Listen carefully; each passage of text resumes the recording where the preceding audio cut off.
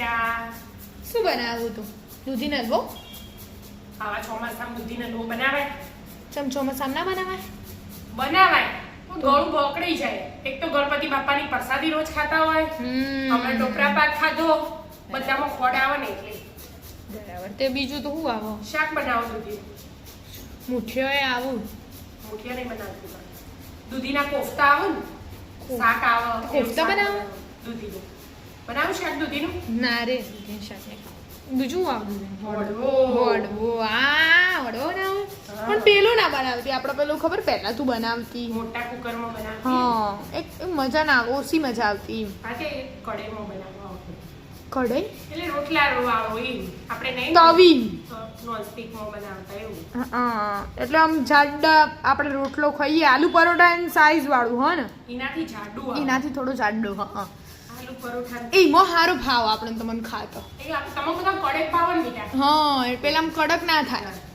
બરાબર તે જે શેણવાન બાકી અહીં આ શેરડીના મસાલા તૈયાર છે. અમારું પલાળેલું હોય એટલે દળી તૈયાર જ છે. હાથો આવી ગયો. બરાબર શ્રેણી કાઢતા મમ્મી શેણી રહી હો બેટા શેરડી દૂધી નાખું એટલે ઓછો ઓછો મસ્ત થાય. એવું હોય અને પેલું હોય એરી બેટર તૈયાર કરી લે તું એ કયું એર્યું જેમાં નાખ્યું એ હા આ દાળમાં ચોખા પલાળ્યા હતા ને સવારથી. ચઈ દાળ પલાળી ચણાની દાળ, તુવેરની દાળ હમ. અને ચોખા. ચોખા બરાબર આટલા નાખ્યા પૌવા, બટાકા પૌવા બનાવીને આપણે ચોખાના પૌવા મતલબ. બરાબર અને ચપટી મેથી આખો હારો આવો. હા મેથી થી આથો હારો આવો. હા ચોમાસું હોય ને એટલે આ આદુ લસણ એટલે આમ બહુ પતલું કરી દેવાનું આદુ લસણ પતલું ના જોવો બેટા, આ તો જાડું જાડું જોવો. ઢોસા જેવું ના જોવો. આદુ લસણ મરચાં મરચા નાખી દીધા થોડી બરાબર. વરિયાળી બધું ખોડાઈ જાય. બધું ખોડાઈ જ ભેગું એમ હમ અને એ તલ તલ તલ ઉપરથી એ આવું, થોડાક અંદરથી આવું.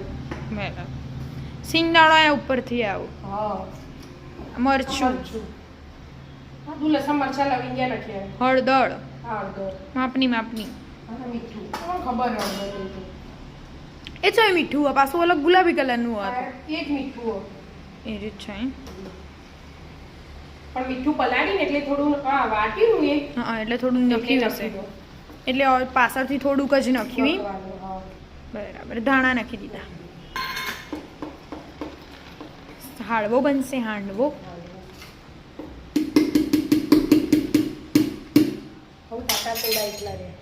ટાટા સોડા એ ફૂલું એના માટે ટાટા સોડા પણ થોડા જ નાખવાના ટાટા સોડા.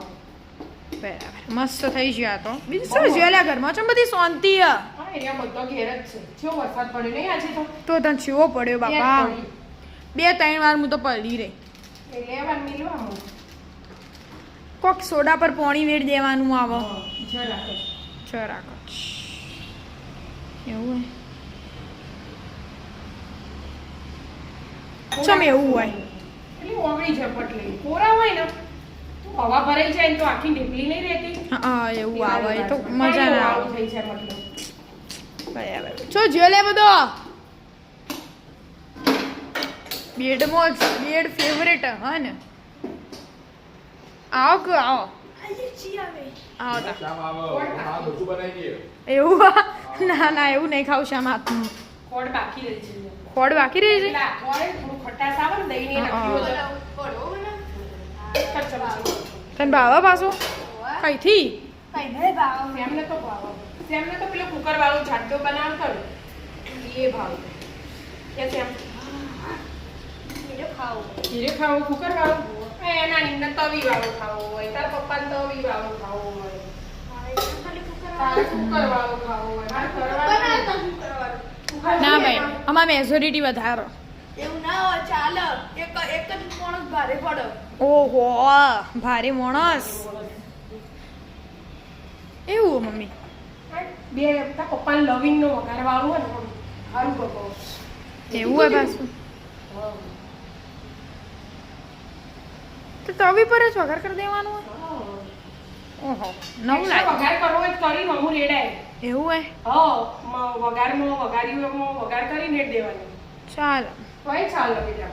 મોટા પપ્પાની અંદર કેવું હોય તો આવું જ બધાનો અલગ અલગ હોય હા બધા ઘરમાં અલગ અલગ ચાલુ પેલો- હું એવું જ કરું થોડુંક પેલી ચમચી કાઢો તવીની અલગ હા કાઢો.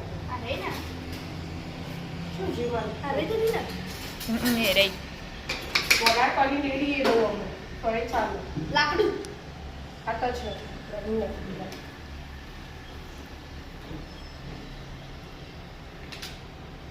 હવે એના પર પાથરી દેવાનું એમ હમ. શિંગદાણા એમને એમ જ નાખી દીધા માપના મમ્મી આવું ને હવે પેલામાં તો આપણે પેલો વઘાર કરતો ને એટલે ચડી જતા હતા. આ એ થોડું ગરમ થાય ને એટલે જોવાનું. પેલા ભેગું ચડી પેલા હો નાખી જ દે એ રીતું તા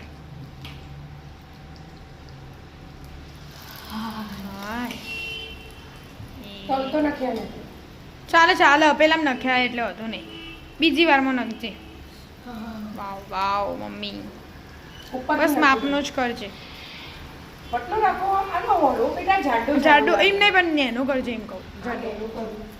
ઉપરથી તલ નાખી દે હા ઉપરથી નખો નીચે નખો ઉપર નખો નાખો, બધું બાજુ આવવાના જ છે. હા બરાબર હવે બધું ઢોકી મિક્સવાળા હોય ને મસ્ત લાગે બેટા એટલે મમ્મી બની જાય લેડો જલ્દી ફટાફટ ડોકો એડો આવી જાઓ આઈ જ થોડું હવે ગરમ થવા દેવાનું હા ને ધીમો તાપ રાખવાનો.